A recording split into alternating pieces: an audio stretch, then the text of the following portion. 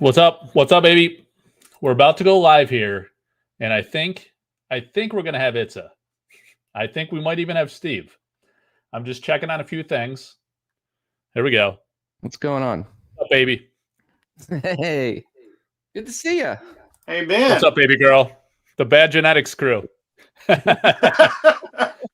how I announced it. Is it? I didn't even get to see yet. What's going on, guys? I know notice. Let me turn my light on back here. It's a little too bright. Don't worry, I've got my Dragon Lord present. There we go. One of the few people that Lights have me up. Yeah, I saw you were rocking that at a tournament recently. Oh yeah. I don't take it off now. It's just the Dragon Lord brings luck. All day, all night. I pulled another one. I pulled a second. It's off degrading. I'm trying to get the flawless. So Nice. What is the show that real quick? What's the grade level on that thing? It's a 10, but it has 2 9.5s, so it's not a perfect 10. So you're I'm still going working for a flawless. Yeah. PCG. PCG. Didn't someone post a flawless in the was it in a Facebook group or on Discord somewhere? it was an Onyx core. Yeah. Oh, Oh okay. yeah. They're so hard to get. There's only 3, I think, flawless sorcery cards. They're just so hard. Yeah. How you doing, Josh? Oh, I'm all right. Kids had a bunch of dental work, so it's been an exciting day. Yeah, that is an exciting day. Your collection's growing back there too. I see on the side over there on your right. Your right. Yeah. I've been adding some things, but Yeah. Looks good. Yeah, you got the didn't you just add a new one? You had Cast of Exile. What else do you have? What other originals do you have? I've got Shatter Strike. Or do you revealed? Oh, Carleon was Okay. the one that I just revealed last. Yes. Yeah, that I got from Nice. you. Yeah. Yeah, that's sweet. Yeah, That's a almost great forgot about one. that one. Yeah, no, I'm really happy to have one of the tri-sites. Like that was like, Oh, oh. Yeah. Yeah. You think that's going to be a big one long term, right? Because it's should become more and more useful, right, in time. It more should, cards. in theory, unless they make something better. I mean, that's always the Yeah. question. So, Yeah. All right, guys, I'm just posting the link around. Then we'll get into tonight's discussion, which was wholly unplanned. You guys both agreed on like no notice. Cleared it with the wife. So yeah, I'm she gave me the side eye, but I said, how about 20 minutes? Give me like 20 minutes on. All right. Yeah, so what's the so let's talk Gothic, I guess. Where are you guys at with speculated release date? That seems to be the hot topic these days, if there is one. We feel like we're in a bit of a lull right now, so we're trying to spice it up a bit. But when is Gothic coming, in your opinion? I think it's coming beginning November. I think they're gonna make it.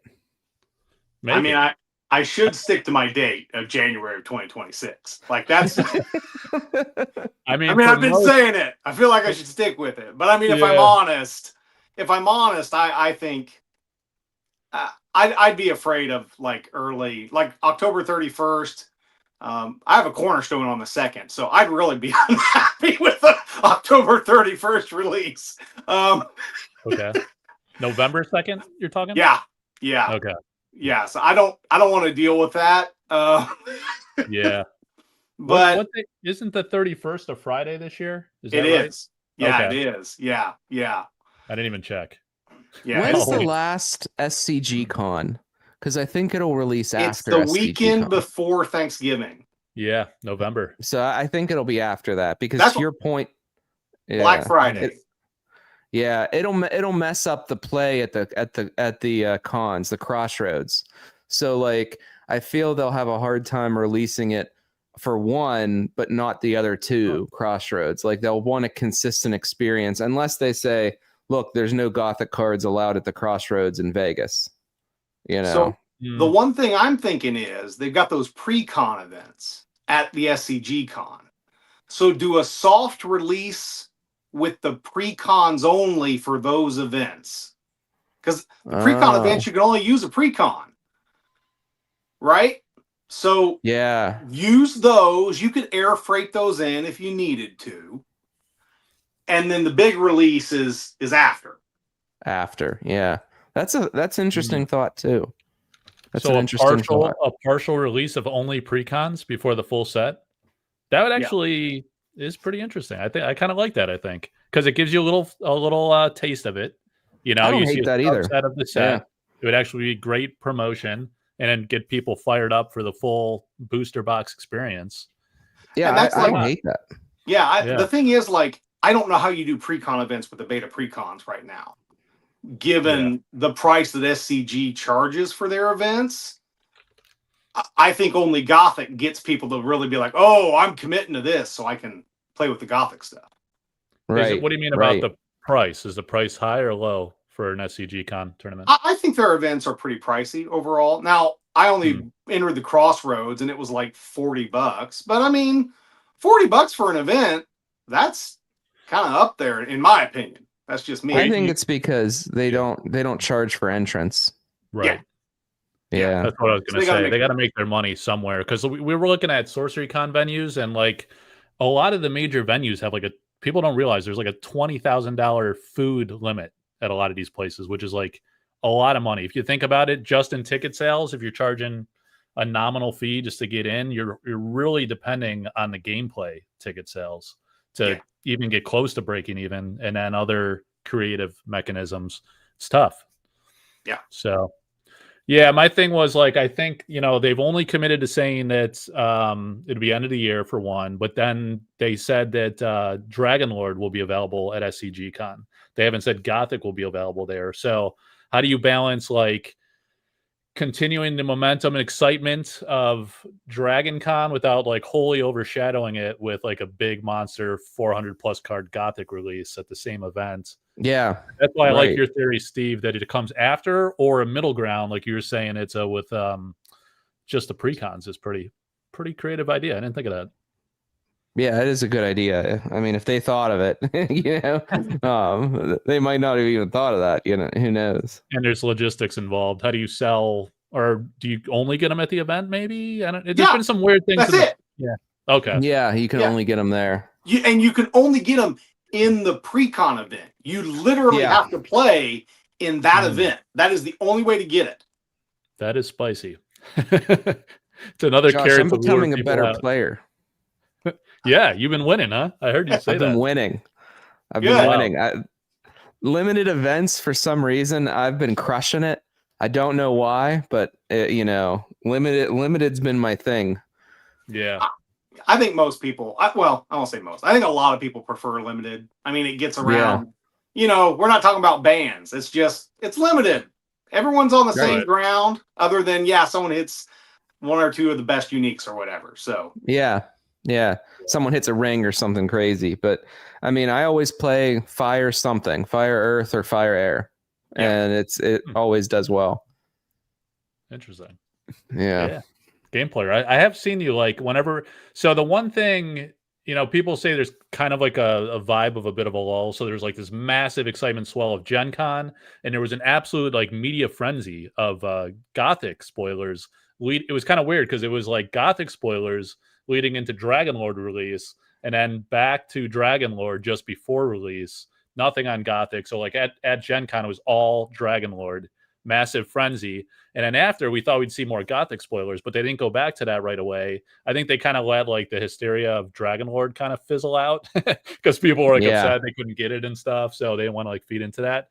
But the one thing I think they've been doing really well is showcasing all the community events, because I think that instills confidence. Like every day you were getting Gothic spoilers. So like all the collectors were excited, and certainly the players too, I'm sure. But then with the tournament scene, the pictures of people at events, that inspires confidence for everybody, because it's like, hey, people actually play this game. That's always the knock on indies. Nobody plays the freaking game. They're all speculators and collectors. But people are playing all over the place. So actually, I wanted to ask you, like both of you guys actually, with I think they recently announced like 37 new stores were added to the tournament circuit. I saw that. So, and they said they're like around 150-ish or so at the moment worldwide. And I was thinking to myself, like, we're in year 2, almost coming up on year 3, I think in the spring, technically, by the time Alpha released. So is 150 stores worldwide a good number? Do you guys think that's high, low, or reasonable? I mean, I was like, I think that's pretty low. I mean, I think it could be a lot higher, but they that's just made also their choices. stores hosting events, which I don't really have a good gauge for like your average indie or even established game of how many stores host play. What do you guys think? Do you guys have any like sense or gauge of like what a reasonable number would be for an indie that's in its first couple years? You know, I think it depends on the IP, right? Like when Star Wars came out the gate, everyone was playing Star Wars Unlimited. And then they had a lot of problems with reprints and the game just totally flopped. Really? So I think IP will have a big, like Gundam right now is crazy. I'm sure. Yeah.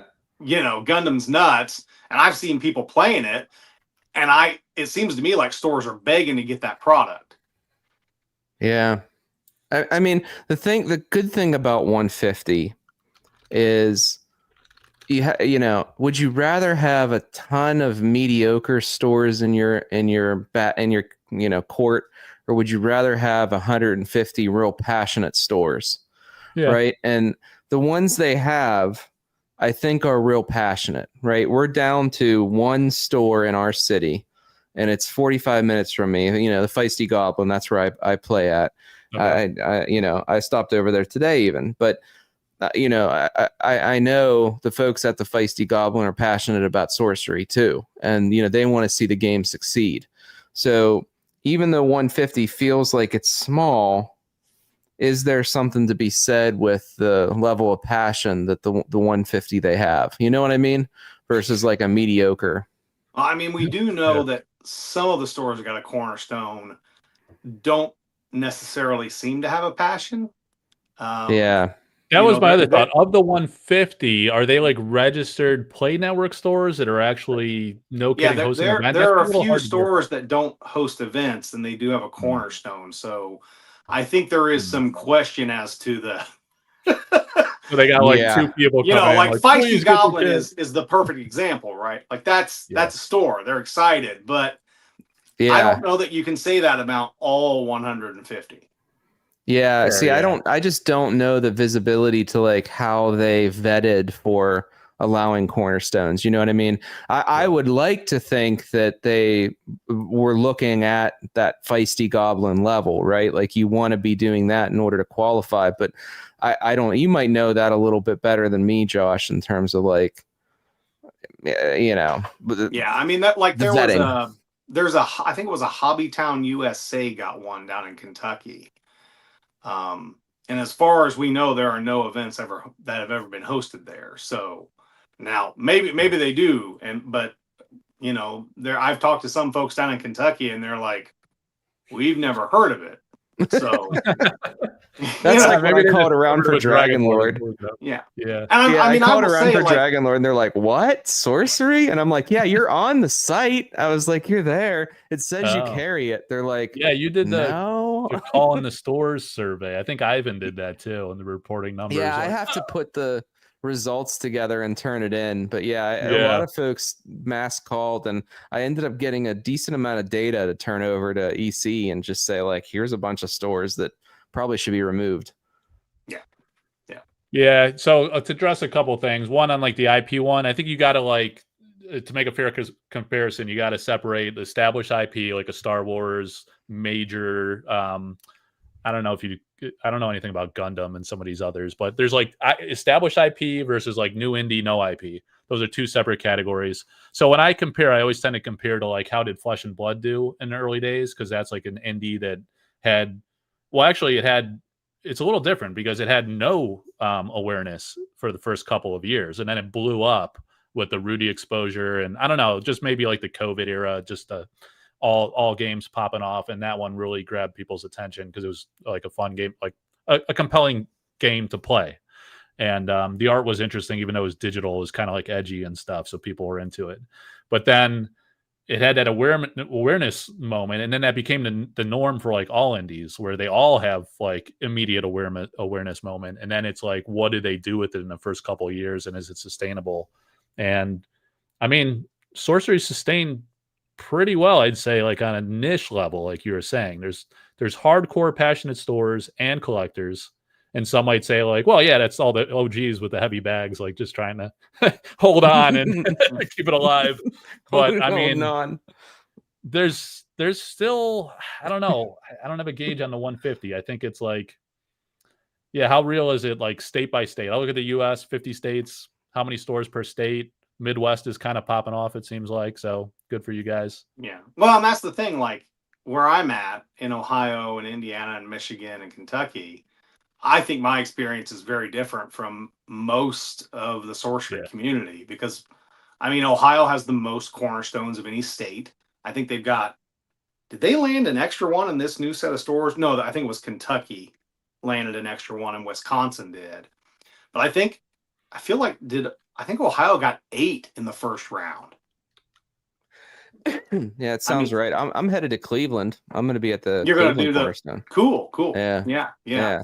But I mean, the fact that I have, 8 cornerstones there, I think there's 2 up in Michigan. I've got the one that I'm running, or there's 2 in Indiana. I think there's 3 in Kentucky now. It's just a different experience for me. So I don't know that I'm a great judge of, how it is. Because, I mean, if you get out to, say, Colorado, you've got James Ahoy out there, I think, right? Zalem's got his thing, and that's Zalem. That's it. Yeah, I'm in the north. Well, you're in the Northeast too, Steve. A little more north. Yeah. And same east, I think. I'm in Northern Virginia, and I think we got Curio Cavern with Tom Hade. He's on some of the socials and the community group posts sometimes. He's like really into it, but like he's the one I went to his store because he was like literally across the street from my framer. So I brought a few paintings in, and he was having to learn to play with some guys, and I was showing them, and they were like pretty excited. I actually brought all my foil uncut sheets too, so they're like, "Oh wow, that's pretty hot." But they were kind of like they had never heard of it, and this was like a year ago. But Tom was really into it himself, and he was really trying to grow a presence. He just wasn't getting the comms. Like he didn't really know what was going on with the next release and if there was any kind of tournament support. So I should actually follow up with them now that there is concerted tournament support. So I guess that's an interesting next topic because like Steve, you were speculating they're pivoting to a direct to market model. So maybe going through new sales channels. And I think we all think there was probably some issues with distribution after Arthurian Legends and coming into Gothic. They didn't believe in Gothic, and then it shocked a lot of disbelievers and really popped off. So we'll see if that helps with Gothic after. Did I say Gothic? After Dragonlord? Yeah, Dragonlord. Yeah. So, but they're also putting out prize kits and welcome kits to onboard new stores. So, do you have to go through classical distribution to be a retailer-friendly company? I don't know. How you can get it to the store through other means, but are the stores going to go buy from what? Cardi.io, Team Covenant? What's the alternative? I mean, that's my thing. Like the store kits, at least in Canada, were distributed by Prince. So why would you use a distributor for the store kits if you're trying to get rid of distribution? Yeah, they were distributed by distribution. Yeah, Prince sent them all out. Yeah, Prince. What's that? Oh, the Prince. Distributor up in Canada. Yeah. Oh, okay. CE. Yeah. I was thinking TS. Yeah. All right. Prince in Canada. Yeah. And I think the distributors Soho and or PhD probably here in the US. Yep. Yeah, okay. I know they distributed the store kits for the first, the first 2, 3. But were the cornerstones delivered through the distributors as well? They did the new introductory store kits, those free ones. Prince did those. Yeah. That's what really did the US ones do it? I don't know who's done the US ones because those, as far as I know, those haven't been shipped in the US yet, which is weird. I see. Yeah. The welcome kits? Yeah. Oh. My store has got one. Those are the ones with the cats and stuff. That's right. Yeah. Yeah, you're right. I haven't heard of anyone in the US getting them yet. Yeah. No, that's a good point. What's going on with that? I mean, the other factor is like, do you guys think there's delays because of tariffs and de minimis? I do. Import legislation and all that. So like, I think you'll see from an international perspective, distributors still distributing product overseas. I think the direct to market would be more of a US base. But the problem is right now with tariffs and everything like that, that it may be shifting. Who knows? It may be interacting with their plans too, just because it's all so complex right now. Yeah. Yeah. So like coincidentally, like a lot of the artists that I tend to work with are overseas, both sorcery artists and alterists and stuff. And like all of I don't know about, pretty much all like worldwide with the local post office, they stopped exporting to the US. And then so they're having to look into UPS or FedEx or maybe DHL, which is a lot more expensive, but that's pretty dysfunctional. I mean, a lot of them just use their regular local post, and then it hands off to USPS at the border after it gets through customs. So if all of the local post offices are not exporting, it's just like UPS and FedEx is just overwhelmed with demand. And then the issue with customs, the whole reason why the de minimis rule said that any imports at the cleared value less than $800 would not be taxed, not get any import tax into the US. When you export to other countries, it varies by country. But now Trump signed a bill in May, I think, saying that was going away in August, end of August, I think it was. So now the customs office is having to deal with every single freaking import. You could send a $5 stamped letter or something, and they got to slap an import tax on it. So it's a lot of processing, and that's why a lot of the post offices are no, we can't deal with it. We got to figure out how to adjust. So things are kind of a mess. So you wonder, importing from China, that in and of itself might have been import tax anyway, I presume, but they're dealing with all that congestion and competition for import processing. But I don't know if boat port in processing is the same as air transport or, things like that. But it's got to be stressful and chaotic. Well, and there's probably been no hiring at customs because the entire federal government's under a hiring freeze. No, good point. So now all of a sudden, I mean, millions of packages, literally millions of packages that now have to be processed through customs, and there's no hiring. Yeah. I mean, you need more people to do that. That's all there is to it. But there is no hiring in the federal government right now. Everyone's under a hiring freeze. Yeah. I still firmly believe, though, that if you are able to distribute more product directly, you can control the costs better. Sure. And you can manipulate the market from a sense to ensure things don't collapse on itself. So what we had with Arthurian Legends, where the distributors essentially enabled the collapse of the price of Arthurian Legends, if you send a smaller percentage through distro, you'll regain more control to be able to ensure that doesn't happen. And look at what's happening, though, guys. Arthurian Legends is making a strong recovery. I'm to the point now. I'm ordering boxes again. I mean, the cards are in demand. I keep track of all my orders on TCG Player, and I have a lot of new names that I've never seen. And this in the past couple months is shocking because I've monitored this for 2 years, so I can really tell if there's upticks or not because I can see new names placing orders. And I mean, we don't want the same thing that happened to Arthurian Legends to happen to Gothic. They've got to make sure they control that faucet better out of the gate and direct to stores that are allies is the right way of doing that. But I can honestly say I'm thrilled with what we're seeing with Arthurian Legends. I mean, there's just enough of it trickling out that the product and the value of the secondary market's going up, and the box prices are starting to go up. Yeah, I was going to ask you specifically if it's new customers, because I was going to say that's the only that's the most reasonable source of demand because of new awareness from Gen Con, from Dragonlord. I always thought that was a catalyst because it created massive awareness. When you have a line at Gen Con 2 hours long, you were there. Were you there too, Steve? It's the biggest marketing you can do. Yeah, it's many thousands of people discovering the game for the first time, and they sold Arthurian Legends at the booth. I think that was understated by a lot of the YouTubers, that they sold a lot of that product at MSRP when you could buy it cheaper online from TCG players. So that showed like on the spot interest, like Dragon Lord looks hot. Let me also pick up that Arthurian Legends. And because like people were satiated, obviously, on Arthurian Legends. I think most collectors, after it's been out for many months, right, they either have a full non-foil, or if they're going for a foil, they might even be close on that. And they're just picking up singles. They're not going to be opening more boxes. But if you're selling more singles and potentially prices of boxes are going up, that means increased demand. That means new interest, because the new people are the ones that need to get that product for the first time, right? Right. So that's a great indicator of growth. I want to answer one thing in the chat, Mike. There's a piece of Stomping Grounds in there. I think Seth brought it up. The way that the distributors work. So, like, let's say you have an account at a distributor. They won't send to the place that has the best, sorcery program.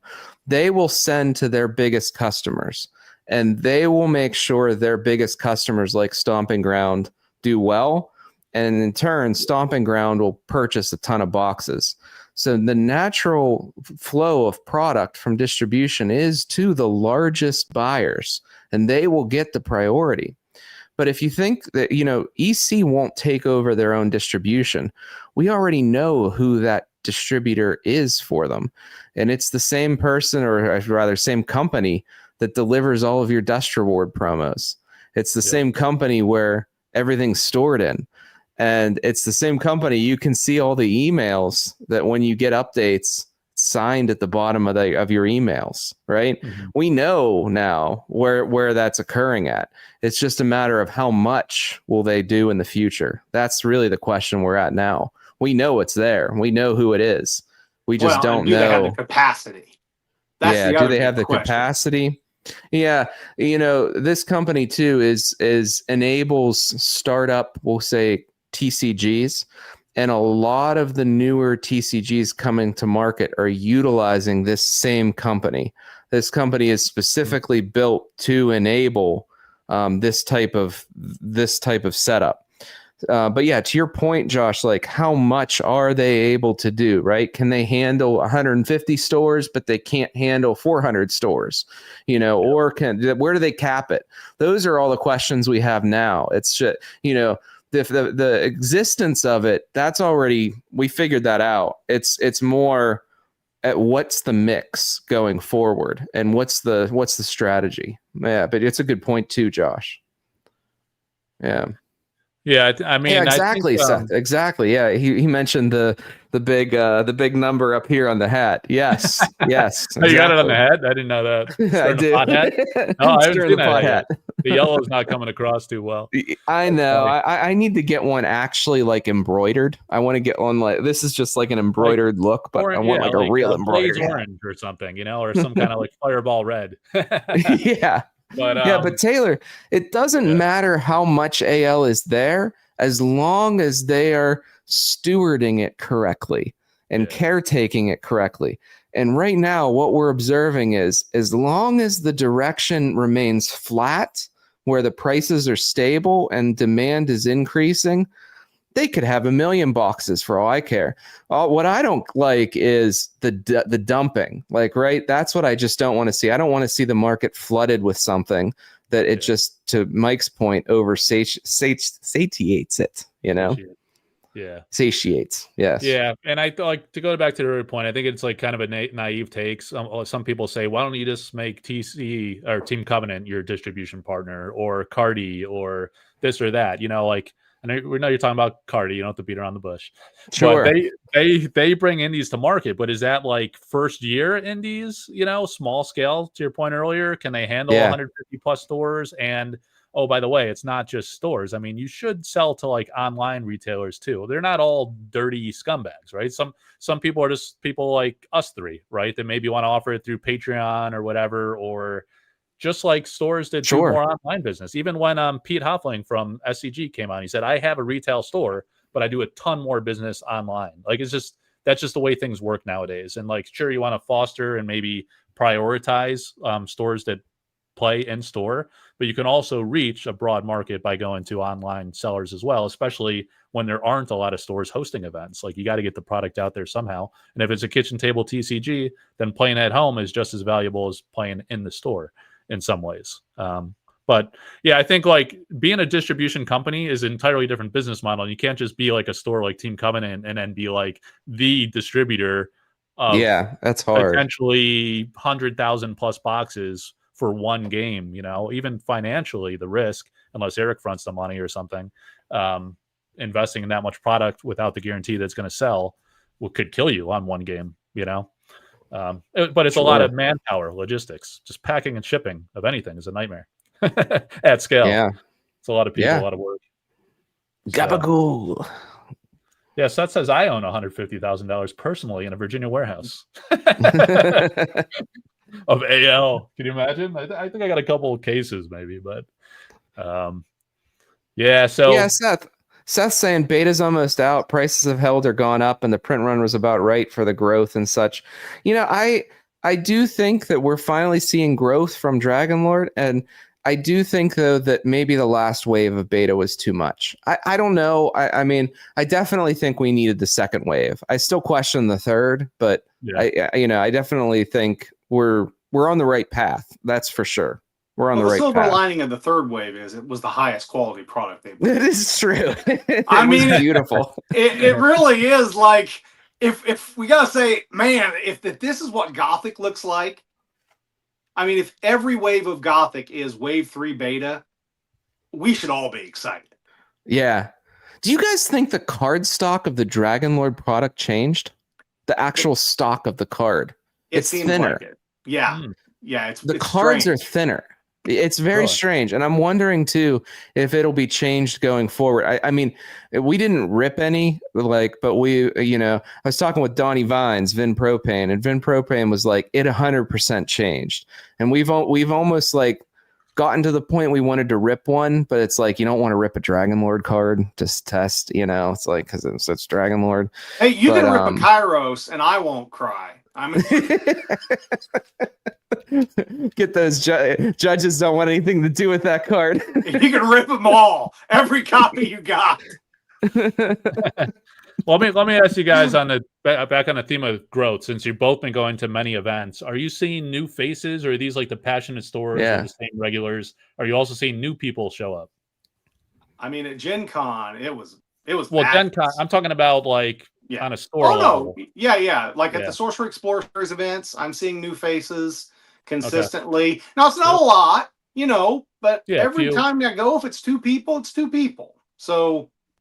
Yeah, and the other thing is do those new faces. I don't know if you guys go to your local LGS a lot, like some of the other guys do, but I'm what I was hearing maybe around AL or a few months after. I mean, Arthurian Legends was very exciting. There was massive build-up. People were super pumped about it for the first couple months that it was out, and then it kind of fizzled out, right?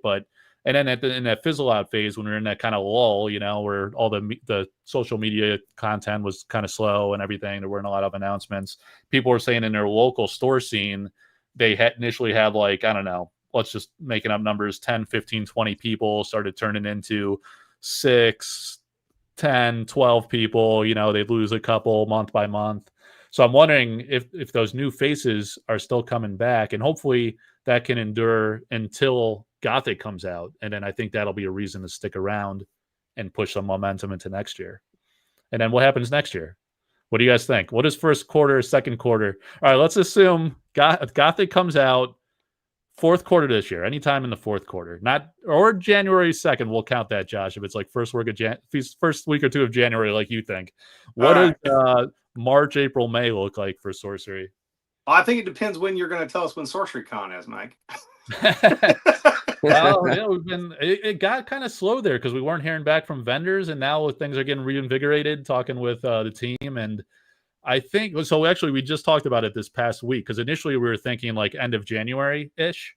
But based on, there's a few competing things. There's a big Magic or old school Magic event going on, I think right around, I want to say it's around Valentine's Day time or so, or maybe it's around March-ish. So we're trying to not do it that same weekend, because we want the old schoolers to come out. They usually bring a lot of people, a lot of interest, and it's a good market.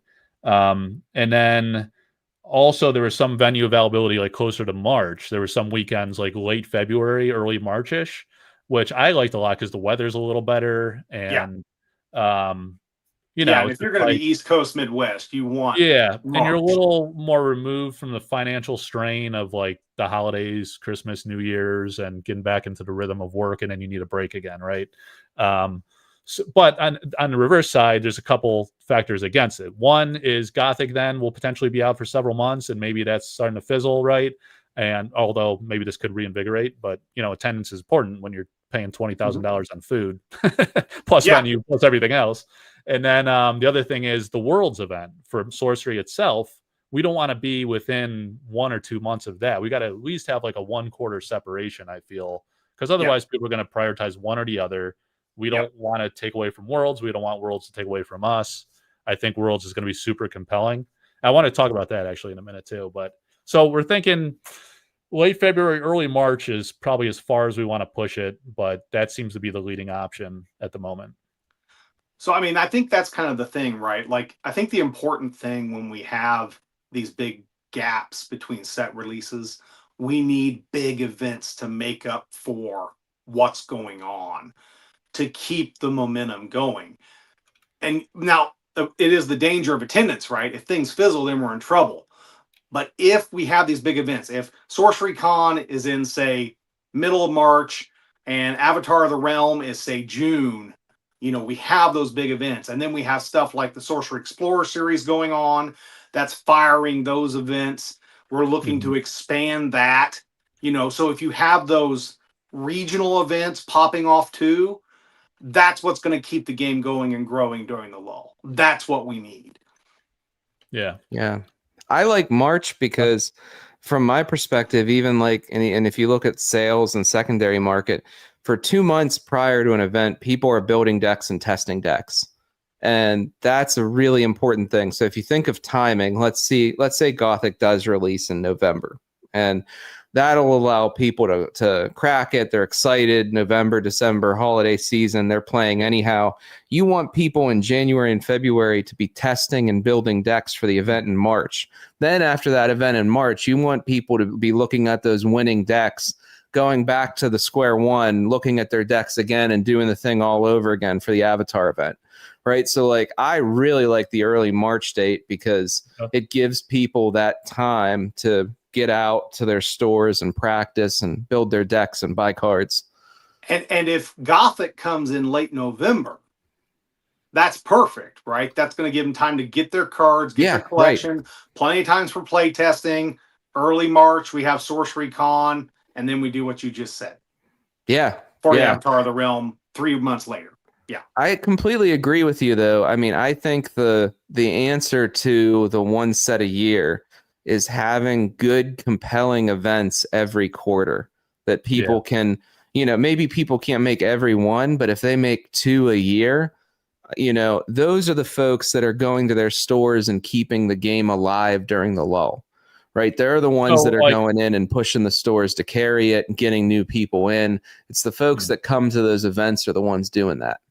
But SCG Con, like when P came on, he said there's 11 SCG Cons. Sorcery will be at all of those. So even though they only announced the 3 this year, he expects they'll be coming to the 11 next year. So is that enough? Or are you talking about Sorcery specific events like Sorcery Con, Sorcery Fest, things like this? I think large, like prized events, crossroads events, and higher. Like that's what's gonna push it. And I think as long as there's a crossroads event at every one of the SCG cons, I think having that many next year is a good thing, because then people don't have to travel far. They can do something drivable for them.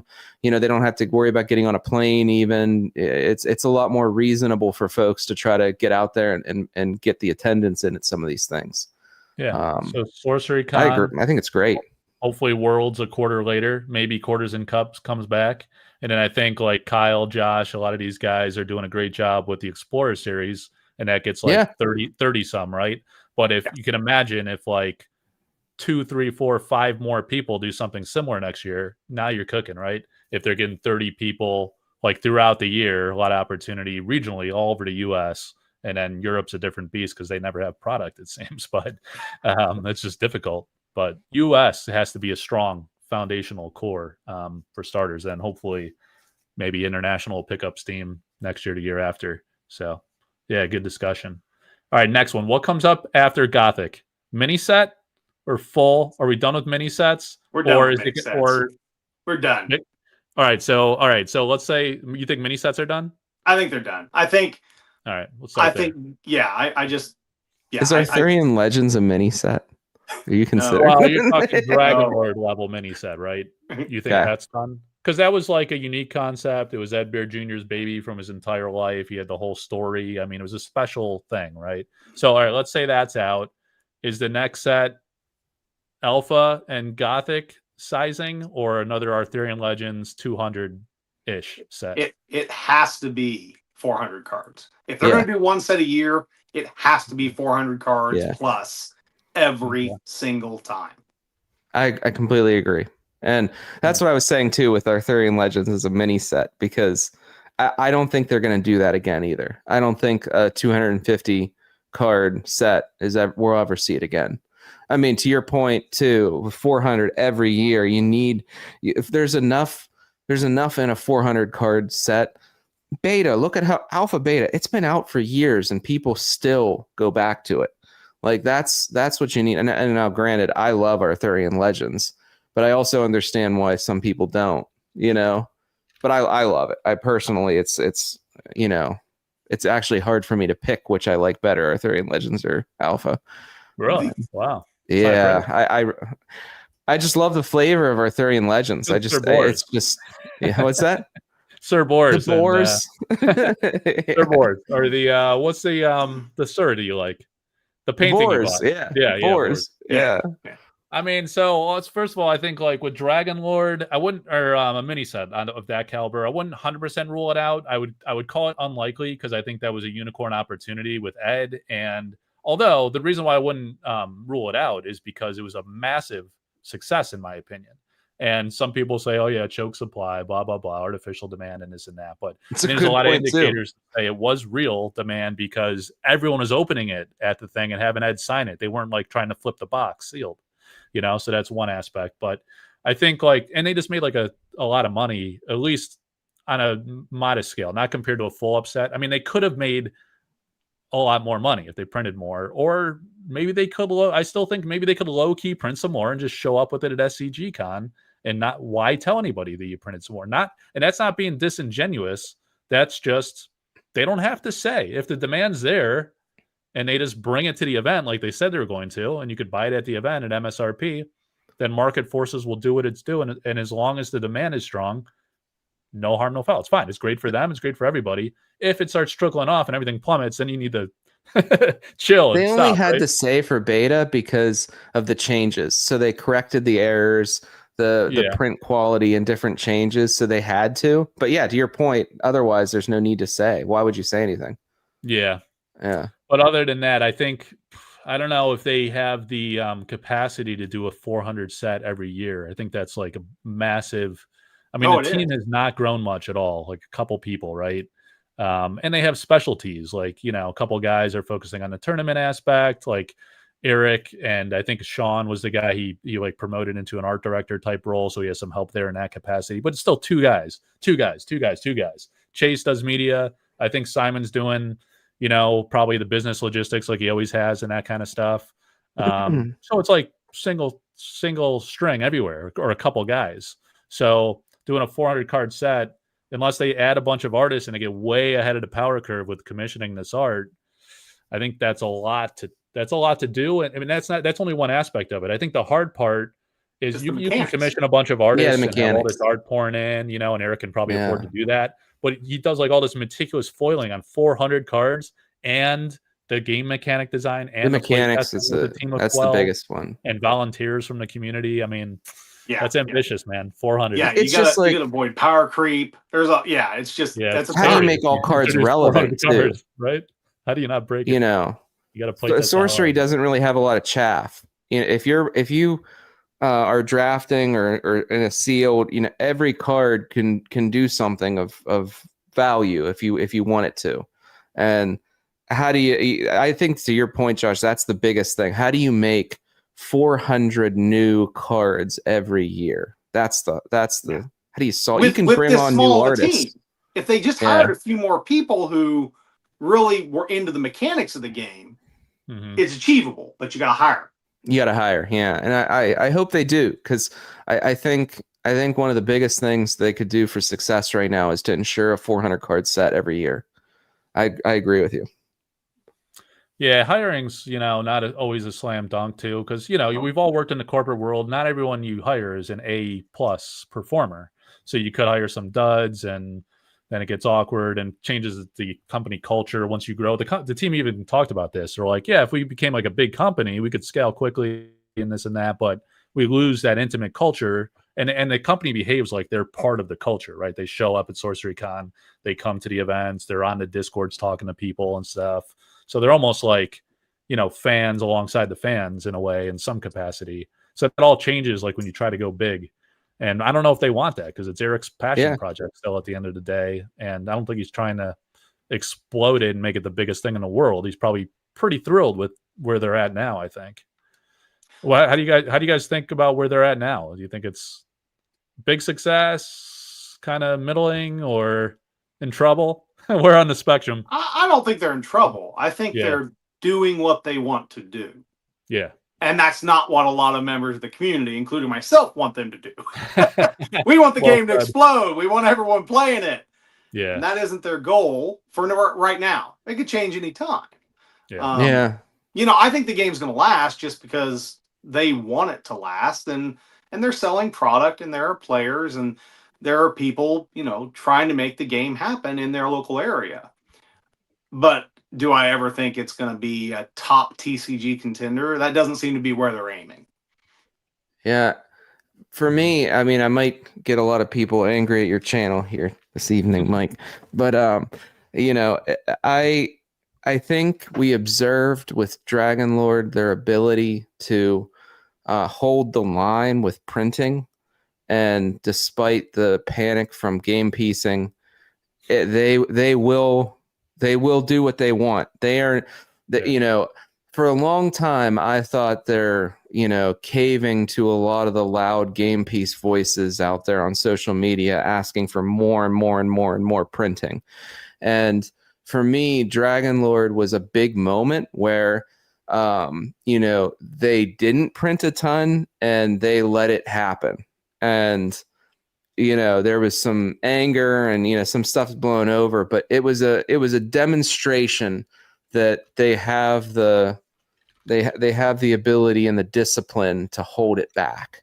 And with that, and with the growth that we've been seeing from it, I think a lot of the plans that they have put in place are finally starting to take a little bit of root. And now, do I think they made the right calls with the reprints and everything in the way that they did in the past? No, but I think I don't think it matters at this point. I think we're past it, and it's to the point now where it's still growing, it's working, things are returning. But to me, the demonstration of the discipline was the most important thing that I could observe, because that tells me that was to me. Not only that, I've been calling guys. I don't know if you remember. I've been saying we want to see some collector showcase videos. We want to see things on featured on EC, not just gameplay related. I do play, guys. Man. I do play, but I want to see some collection focus too, because Sorcery is a big collecting community too. The fact that they had Don Vin Propane on an interview about how he got that painting on the Dust Store. To me, I watched that, and he's my friend too. He's a great guy, but I watched that and I said, this is the moment where they are starting to have collector content too. They listened to that and they said, you know what, we probably could have a little bit of collector content in our way, and they did it. And talking about how he got all of his dust and how he broke all of his boxes and stuff like that. I think we've turned a corner where. And it's a slow corner. It was a slow corner, but I'm kind of there, and I think things are going in the right direction. To be honest, I do. Even before Gothic, right? We're not there yet, and I'm feeling pretty confident. So, yeah, I think it's trending well. I think the SCG Con announcement was a big deal because of the awareness it's created. I think the local play, seeing that happening, is encouraging. to your point about like wanting it to explode, I think there's pros and cons, right? Like small scale now, it's great because we all know each other. In some ways, that's good and bad because I feel like things have gotten like kind of divisive and competitive and cliquish in some aspects. And you like if you grow large, there's more anonymity, right? So like you lose some of that like cliquishness because it just doesn't matter. Like you know, people might migrate to their groups and their buddies and stuff, but it's not like hyper competitive. It's like people just it's just a lot of people, right? So everyone's just enjoying it, just like we did. Even like Magic was massive, like right away. And but then again, I can't really compare because that was like a different era where we didn't have internet. So like we would just play in person with like our kids in our neighborhood and stuff, right? Or at the LGS, that was the only option. There wasn't all this like social media aspect to it all. But you know, on the other hand, like if it is big, it opens up a lot of doors because it's not hard to find someone to play with or trade with or collect with or buy, sell, trade or whatever you're into, right? So there's definitely pros and cons to small versus big. And I wonder sometimes, do they even want it to be like super big? I think you're implying, Josh, you think they're happy with it being how it is. Like yeah. Oh well, maybe, and they may not even be happy with this level. Like maybe they want it a little bit bigger, but I don't think they ever want Magic size, flesh and blood size. Like they're not looking for that. They're going to be happy to be, you know, in let's say there's a top 10 CCGs, and they're like, we're happy being number 6 or 7 in terms of size. Yeah. Yeah, and I think they are they got a passionate core niche, and I admire everyone that's like held on through the roller coaster at times. There's been ups and downs, frustrations, but a lot of the OGs, you know, are still here, and some aren't though. That's sad too. Like when we see people kind of, I hate, like I've mentioned this several times on the channel for those that actually follow, but some people, there's like a surge around release, and you see all the old names, you know, and that's happened a couple times now with Beta and Arthurian Legends. And then they freaking disappear for like 9 months. I hate that because like some of those guys are awesome and it's cool like to talk with them. And then, you know, they're not local to me. So it's not like I'm just going to call them or like drive to their house. It's like I see them on Discord or Facebook or that's it. Right. So it sucks that they go away for 9 years and come back. But it's the life of a 1 year release. You know, I mean, there's always going to be some of that to some degree. I just hope they keep coming back because it sucks to lose people entirely as well. I don't always want to see like wash out of the old and influx of the new. I want the old to stick around and influx of the new to make things fresh and exciting, right? The weird thing that I've noticed, I was going to tell you guys about this too. Even though I've had a lot of new customers, I have had more people reach out to me to sell their collections off in the past month than in the entire past year. I mean, we're talking dozens of people and collections worth thousands of dollars that they want to sell out. And I don't understand what's happening now with why so many people want to exit at the same time so many people are it makes no sense to me. But there is some piece of that too, where there's a lot of people exiting too. And it's sad because, you know, I do like to buy collections, but every time I buy a sorcery collection, it's just like, there goes another one. It's like, you know. Yeah, but here's the thing. I don't know that I can count the number of times I exited Magic. And then I came back. Yeah, that's a good point. Good point. Like, and I mean, right now, let's face it, it's the 90s again. There's a new TCG every week that's hot, that everyone wants. And people are selling out collections to buy into those other games because they think, oh, that's going to be the next big thing and I don't want to miss it. Oh, yeah, chasing. Maybe Sam mentioned, too, the economy. There could be some rough economy aspects and things going on right now, too, at a macro level.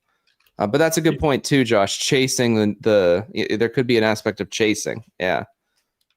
Well, yeah, and like what I've heard, some people like were kind of disenfranchised by Arthurian Legends or the reprints of Beta, or the 1 year release just isn't for them. They're just like, you know, like I'm just an impatient person. I gotta have quarterly sucks too, but it's better than a year. Like if it was in between like 6 months, ideal. It doesn't seem like they want to do that. So I'm just fed up, right? So some people are going to wash out, and that's probably healthy because it's just not for them for any of those reasons, right? Other people that are more passionate and more into it, those are the types you want to retain and to stick around. So to some extent, that's healthy. But those that wanted to exit, I've heard say that like, oh, there was this like big momentum on Dragon Lord, so I'm going to sell into this excitement and bullishness, and this is my opportunity. Others are expecting that's going to happen with Gothic, and then they'll be out. And again, those are the people that really aren't truly into it for the long haul. So to the extent that's okay. And that's kind of like the natural evolution of a game, I think, especially like a new game. Because I feel like you come into a new indie game, you're like, Eric is this big shot from Grinding Gear Games, Path of Exile. He's probably going to make this a massive like home run success on a massive scale. And people find out like, oh, he keeps saying passion project, and it's been kind of like a modest measured growth over the first couple of years. And some people are like, this is awesome. It's like a small family dynamic. I know everybody. It's cool. And others are like, nah, it's not what I thought it was going to be. And they're out. Right. So as we go a couple of years into this, people are starting to find out. They either accept things for as they are, or they move on. And that's okay.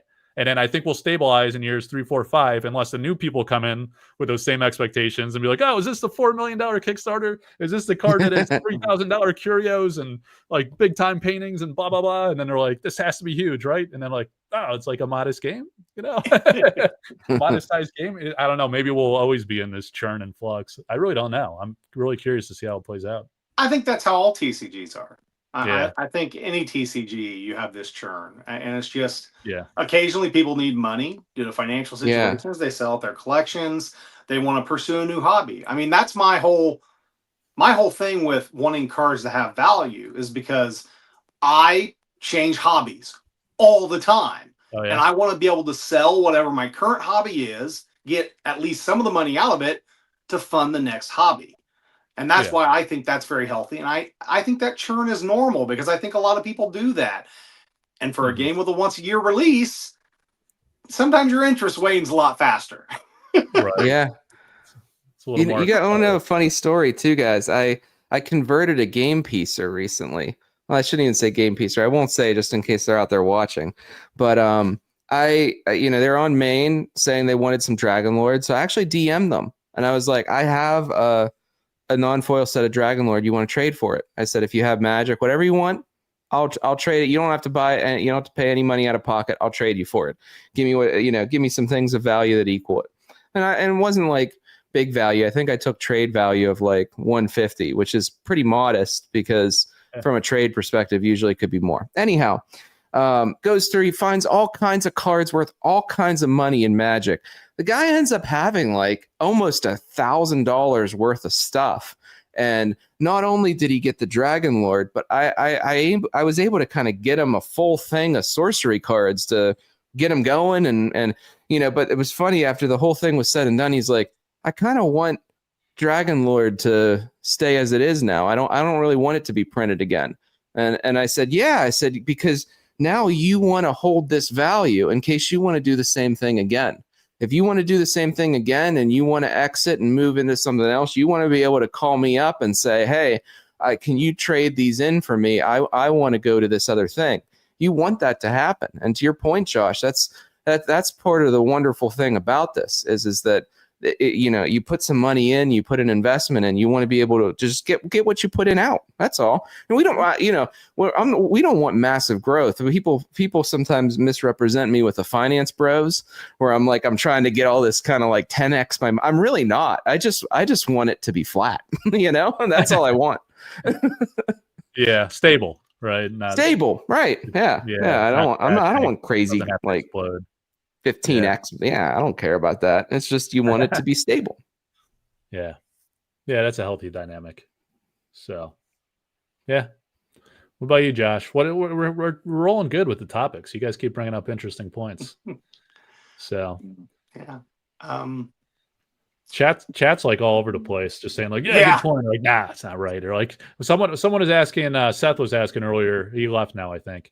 Could they pull off a 400 set and a 200 card set in the same year? It's like, no chance, man. But what they could do is in the year they decide to make a new base set, and I think this is 3 years down the road minimum. Mm-hmm. At that point, they could give themselves a little bit of break, release a 200 card set like Arthurian Legends, and release this revised set where they don't have to do a whole lot of work, right? You pull in, certain cards you reprint, and then that gives you a breather. Mm-hmm. And that's what I could see where we could see a small set again of the size of Arthurian Legends is when we have the year of, kind of the reset, right? Or whatever we want to call it. Well, when do you think the right Good time point. is for revised? Would it be once we hit a certain size of the player base, I guess, and they need access, like alpha and beta, let's say, it's gone out of print, whether they declared or not, just not available to buy. I think it's all going to come down to the value of the cards, right? I mean, if it's going to be the value of the cards, if we go on and we're looking at beta and common sense is $2 a card, there's a problem. Yeah. Yeah. Well, if you say look at the singles prices, it's probably a good gauge, I guess. And yeah, I don't know. You think they have like a reliable gauge of player base, play network, or they did the dust code is like, it's not just like straight altruism too. It's like a great metric for them, right? It's like tells you where product is ending up, how much is being redeemed. There's value in those metrics, but it's also a compelling value proposition for people that open boxes and get a few bucks back on the codes if they want to, or get something for their code, right? Like but then you got guys like Don who are sitting on 25,000 dust. How did he get that much, man? What was he doing? He's just buying sealed like crazy. He's not even like a breaker or anything. He bought codes too. He breaks a ton. So he does. He doesn't do it on video, but he cracks a ton of product. I mean, he's close to my level in terms of breaking. He just does it off camera, and he sells a lot. Yeah, he'll sell a lot of his stuff. Yeah, I buy from Don all the time. There'll be something I need, and I'll just Noble. He's a gem just like us. It's kind of cool that like all the people that do breaks on some level, some are like just straight breakers. Like what's the oh man, I'm such a boomer. What's the big break platform? Whatnot. I almost said like WhatsApp. But like there's a Whatnot guys, and that's like what they do. They don't like have a website with content, and they don't like make videos about content. They just freaking break, and that's it. There's us like we do a variety of things. Definitely you and me, Steve. We got Judges here, who's like mostly YouTube and judging. So he's like tapped into the player side and the collector side. But it's cool. Like what I'm getting at is cool. Like how all the breakers are like cool with each other, even though we have some kind of like competing business interest on some level still, right? We're still friendly and hang out and whatever. We're not like trying to poach rising tide rises all ships. Yeah, we just need the game to grow, right? Yeah. Noble is another one. He's saying too. He breaks a ton of product. Noble's another one too. He's up there. Oh yeah. Noble, you don't do TCG player though, right? You're primarily eBay, or you just hoard too. I think you just hoard. Right? He has the most amount of hoard of anyone. I can't fit all that hoard. Yeah, the people that participate in the breaks a lot of times are single sellers as well. So they kind of churn it and they have fun. They show up for the lives like you would for a sporting event or any kind of live thing. But are you getting the hook from the old lady there, Steve? She's probably outside a little agitated. Sam's asking how many Curios. In the other room. I got throwing 40 your out the window. 40 unique Curios. I'm up to 7 alpha Curios at the moment, so I'm getting there. How many? Slowly but surely. 7. 7 alpha Curios. Yeah, I just picked up Belfry this week. So I've got Belfry, the 3 Trolls, Murder of Crows, Grim Tangle, Devil's Egg. That's what I got going on. Yeah. Some have been floating around here and there. I've been keeping an eye out, and they're tempting. Like even I'm like, that really Death Dealer went cheap. Yeah, like what's that? 4,400. There was a Death Dealer. Yeah, sold for like what was it, like 5? It was even under that 4,400. Yeah, it was. Yeah. I mean, what was it at peak? 10, 8, 10, somewhere now. 8 or 9. Yeah, it was up there. Yeah, I mean, makes sense. There was a time when Alpha Foil Stone was 10, around 10. At peak, everything at peak was like the grails were around 10. I mean, some of them. To me, like a Curio, they're all the same rarity, right? There's the same. Some of them are more desirable, but they're all the same rarity. So if I can grab an alpha curio for around $1,000, which is the price of a box, to me it's a no-brainer. So that's kind of the attack price I'm at right now is 1,000. And with the Death Dealer, there's so much unknown baked into the price based on the desirability aspect versus the pure rarity aspect, right? So if I'm focusing on the collection, I'll focus on all the other ones that nobody wants first to try to complete it. And then I'll wait for the right. Now that probably was the right moment for the Death Dealer Curio, but you wait for the right. What's all that desirability? If you remove it all, what's the price? Yeah, and I gotta wonder, like, if you think about, like, the weird thing about Curios is that they're not documented, they're not on the website, they're not discoverable unless you're like a part of the community and they're on my website or like any of the socials and stuff. Well, and even then you can miss them. I mean, how many has Cold Foil missed and all that bulk you sent out? Well, there's that, but that's what I was kind of getting at. Like, think about not even like someone that's into the scene, but like a casual who opened a couple years ago for alpha and just has them sitting there. They're just looking at the shiny foils. They have no idea that Curios even exist potentially, or they just like opened it, lost interest, and it's sitting in the closet, right? So how many Curios are just kind of like in limbo, hiding, potentially lost forever, or like maybe they emerge sometime, but it kind of dilutes the numbers and it makes them that much more scarce and that much more mystique to them. Yeah, Sam, they're 1 in 50 boxes for Alpha Beta, 1 in 75 boxes for Arthurian Legends.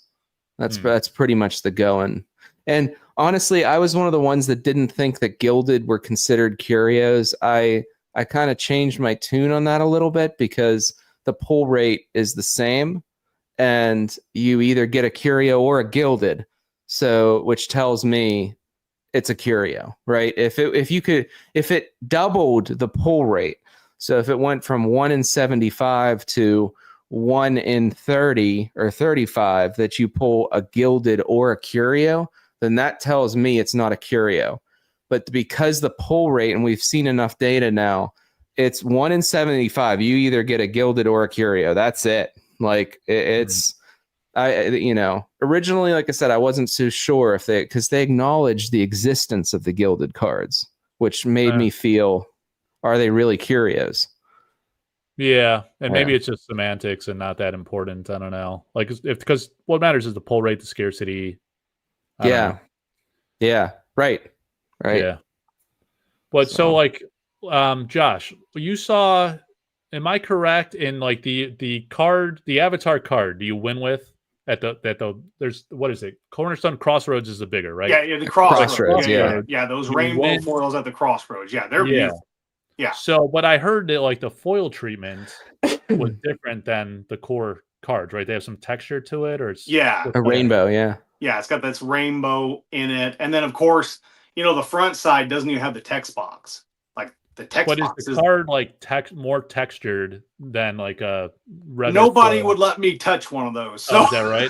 I don't know. I saw someone that got one said it was actually like textured like a different foil treatment. I mean, I can check with Casey. Casey won one of the Avatars of Air, and I'm sure he'd let us know. Yeah. The reason it would be definitely a different foil treatment, because like if it's a rainbow foil treatment, it is different, but it'd be interesting to know if there is a texture on it. Yeah. I think maybe the type at the bottom is raised, but I don't think there's any texturing on the card itself. But on the text itself, which wouldn't be new. You had that in the core cards.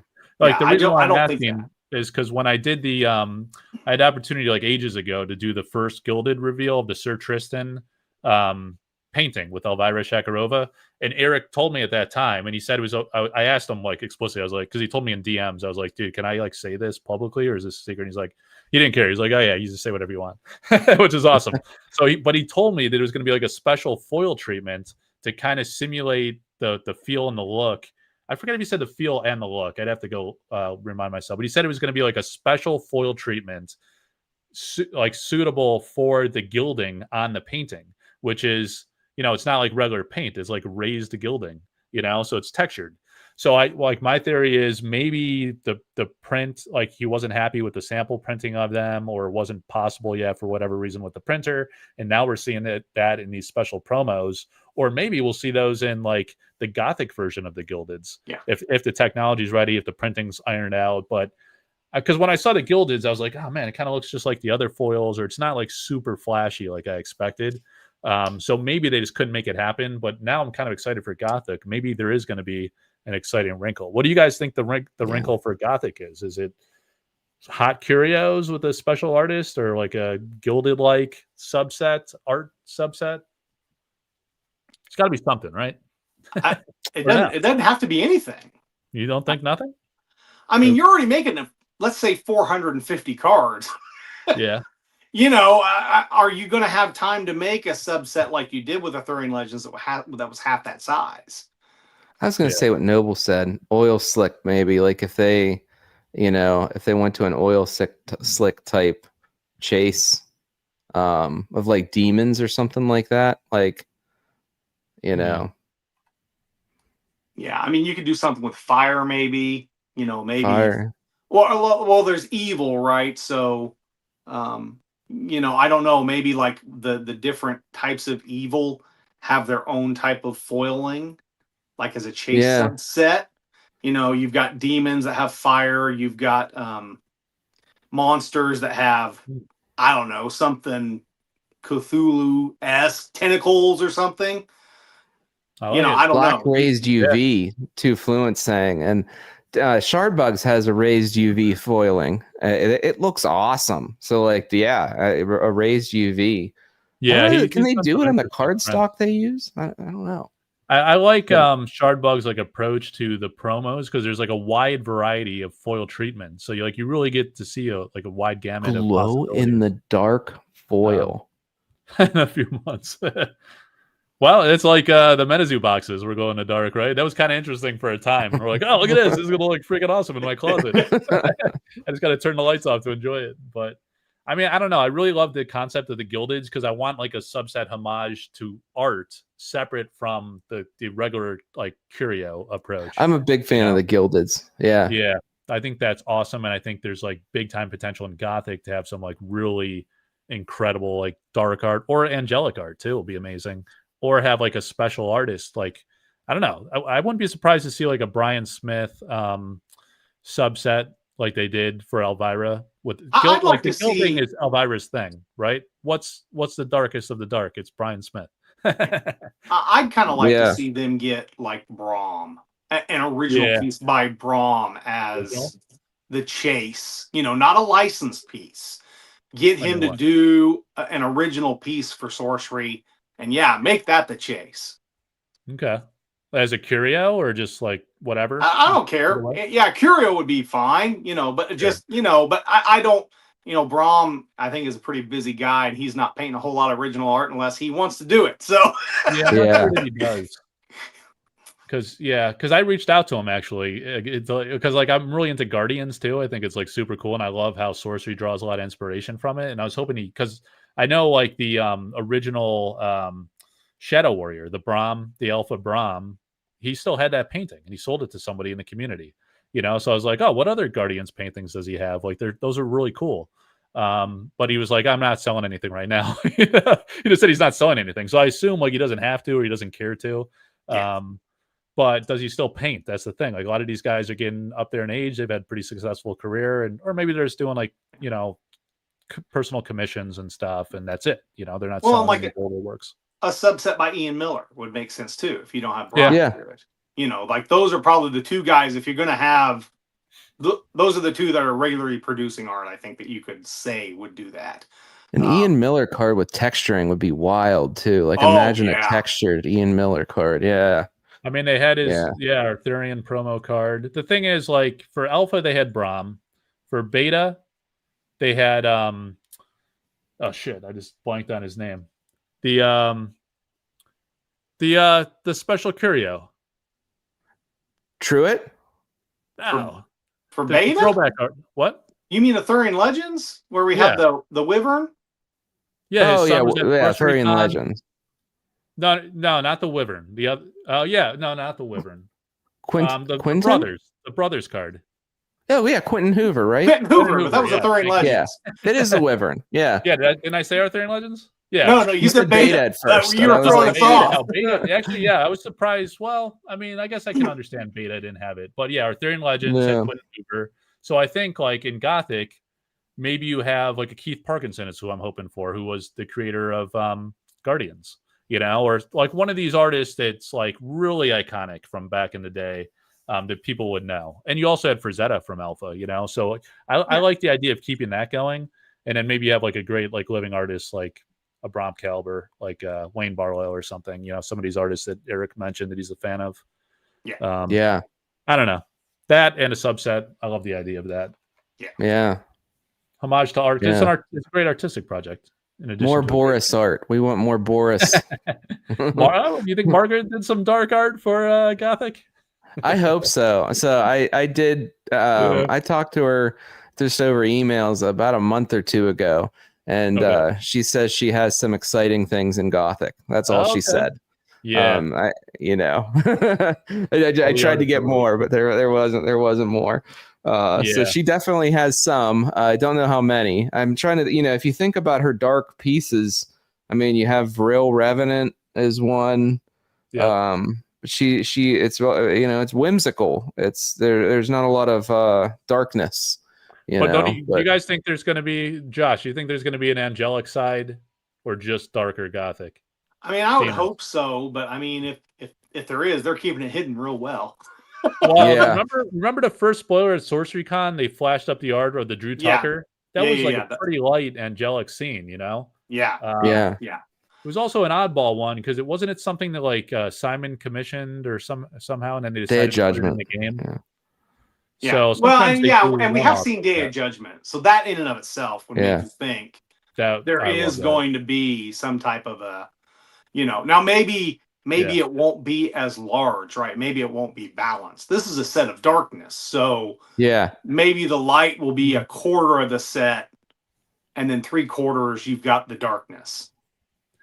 Remember, for the longest time, the rumor was Angels and Demons is the title. Yes, Angels and Demons. Yeah, right. So here, I strongly feel they're trolling the shit out of us.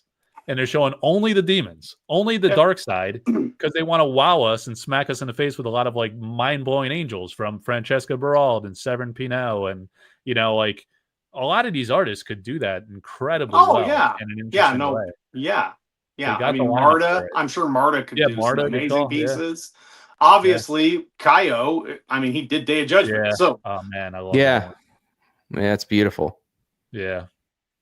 All right, guys. Well, we went over an hour. It was pretty fun. We should do more of this. I think it's cool to bring like the creators together. To mix it up and just spitball whatever comes to mind, right? Yeah.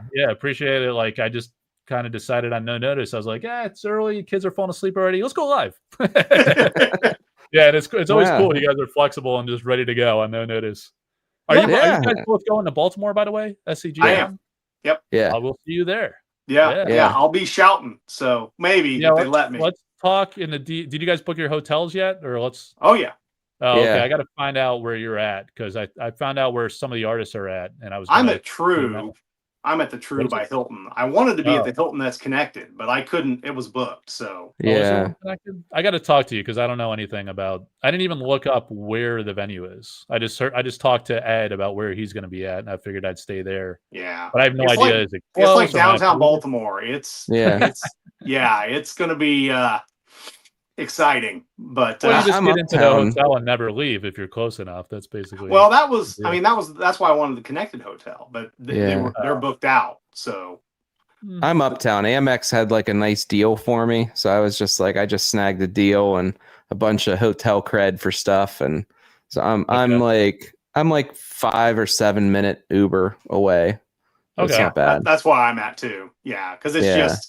For me, I stay at Hilton because you got to rack up your points or whatever. So yeah, man. I'll bring some alpha boxes too, so we can crack some alpha, get some videos going, see who wants to get in on them. I'll bring some alpha. Well, might do that revised opening. Bring that mic. Just so I mean, I'm not judging, so I'll actually have time. Oh, good. I normally don't have time, so that's good, man. It'd be better to hang out because you've been like super busy at all these events. We can really talk at it, so it'll be better. We could go out to dinner, breakfast at 5 I'm gonna try to play a lot of the events though. Like I'm gonna try to do almost every possible sorcery event I can. I want those tickets to get the City of Glass. I mean, that's what you got to do. Yeah. Okay. All right, guys. Yeah. Well, make sure you all subscribe to the Lord of Itza YouTube channel, Philosopher Cards. These guys make it happen. And I guess hopefully we'll see a lot of you at SCG Baltimore. You're coming the furthest, but it's for me and Steve, it's a few hours drive, no big deal. Yeah. Well, I get Gen Con, so you know. Yeah. That's true. That's true. I like Indy is a option for Sorcery Con that is in the cards because we got a decent quote from them. So we're like, it's like central. Everyone. That's the nice thing about Indy. It's so close to so many major cities: Columbus, Ohio, Cincinnati, Louisville, Chicago, Detroit. All those cities just can be right in Indy, real easy. Yeah. All right, guys. Well, thanks again for coming on. And thanks for having us. Talk soon. All right. Take care. Thanks, Mike. Talk to you later. See everybody.